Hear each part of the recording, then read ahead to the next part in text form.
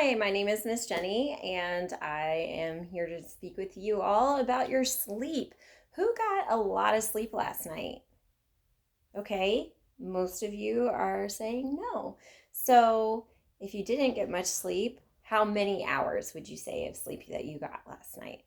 Okay, two. Wow, we really need to get some sleep there. What about you? Okay, so you got about 8 hours. That's a good amount. I would say I get about that much. So for the 2 hours of sleep, would you say you feel well rested today?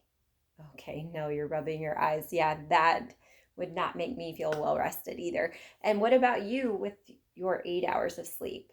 Yeah, okay, you feel pretty good. You feel kind of well rested. Well, obviously, I'm asking you all these questions because today we're going to look at an article about teenagers getting sleep. The claim is that teenagers need an extra hour of sleep. Would you believe it? You all are about on the cusp of being teenagers, so I think that might apply to you all. Let's see if it does. But before we do, we're looking into and diving into our standards about writing arguments to support claims. So we're looking with clear reasons at our text and relevant evidence. We're looking for those things in our text that we're reading. So what does that mean? It means we're looking for what is the claim, right? We talked about this in a previous lesson about the structure of an argumentative essay. So now we're going to dive into what a claim would be and how to support a claim. So let's go ahead and read this informational article. You are going to be given, as you can see, you have a vocabulary organizer, and you have 3 sections on that organizer. So section 1 is for words that are really well known to you. Section 2, you recognize them, but they're not really well known. And then section 3, you definitely don't know them. Okay, so we're going to use a highlighter to make sure that we're highlighting the words that we don't know or we recognize, but we're not really sure. So as we go, I want you to fill out some definitions that you think you can gather based off of the context of what you're seeing, how these vocabulary words are used, because our vocabulary is very important, right? It helps us determine what's going on in the text and make more sense of the text as a reader, right? Okay, that's correct. So I want you to take this time to read independently, look over your informational article right now. Okay, so you've had this time, and as this goes on, I'm walking around and checking on students and making sure that they have text-to-speech components if they have that in their plan. And I'm also making sure that they're comprehending the activity as well as understanding the words and what the task basically at hand is. So now that you all have had a chance to look at the vocabulary words, to fill them out, we're going to do a second reading of this. It's a close reading, I guess you could say, because we're going to look through as a group now. And this time with your highlighters, I want you to look for what you see on this graphic organizer I just gave you all. I want you to look for textual evidence, how this evidence here, there's boxes for textual evidence to support this thesis that teenagers need an extra hour of sleep. Okay, so we're going to look for some interesting facts as we go this time. So anything that's new or interesting to you as we read, I want you to highlight that. And then we'll work through this graphic organizer. Okay, so let's go ahead. You're very comfortable reading. You may go ahead, or I might read myself. And as we go, we're highlighting. Okay, now as this has gone on, now we're done highlighting. We're going to now transfer what we read from the text to facts or claims that back up our thesis of teenagers need another hour of sleep.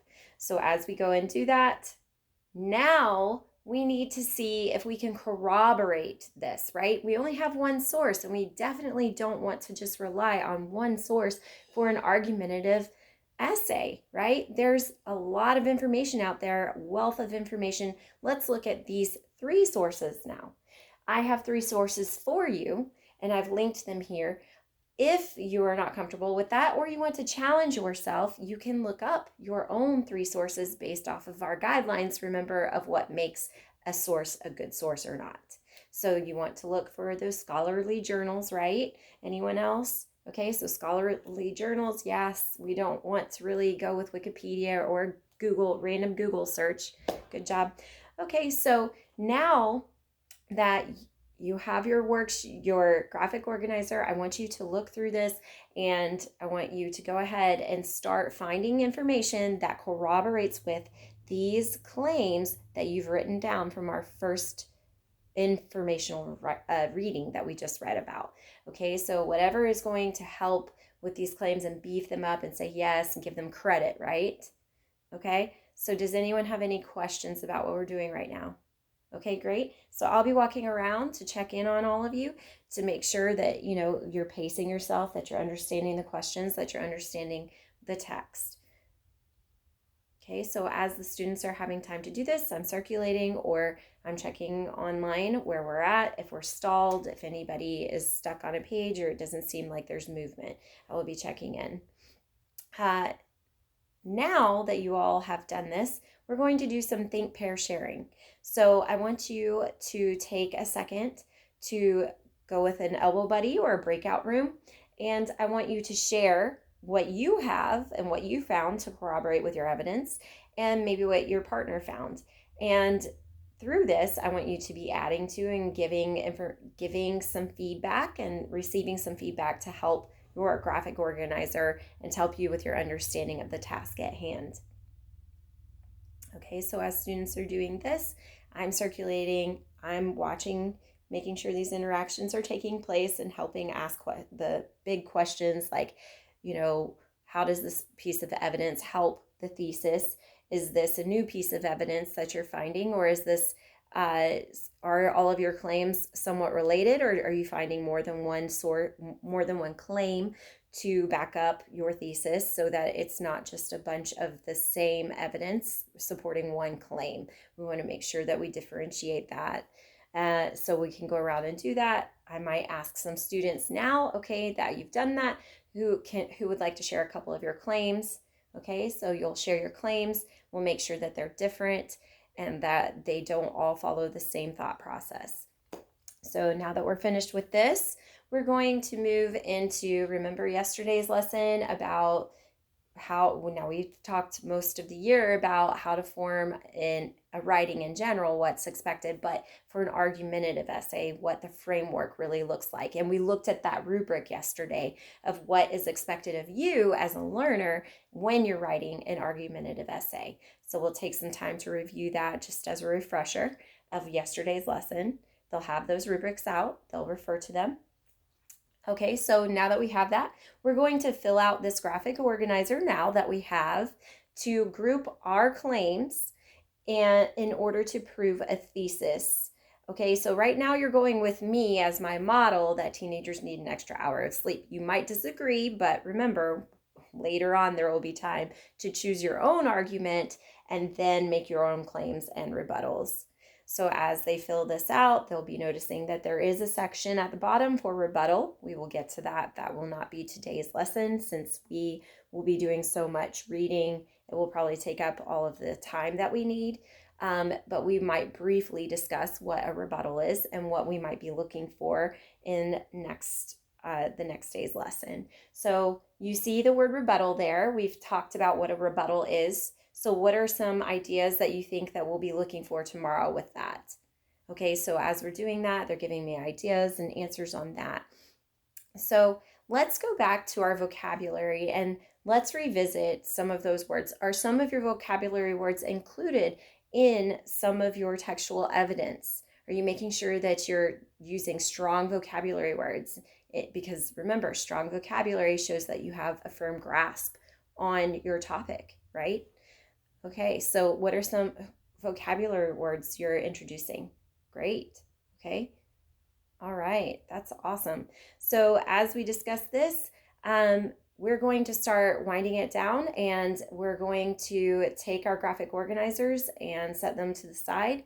And then tomorrow we'll come back for our second part of the lesson on rebuttals. And at the end of this, I would like to review some of the things that we look at for our friends that need a little differentiated instruction. So I can use breakout groups to speak with some of those friends as I'm seeing a lack of activity, or I'm watching facial expressions not really, and I'm monitoring that they're not really registering the task at hand. Text to speech components we use a lot right now for students that need a little bit of an assistance with their reading. Um, and then, the rubrics, those would be great formative assessments for me to just gather at the end of the class and say, okay, this person really understands the task.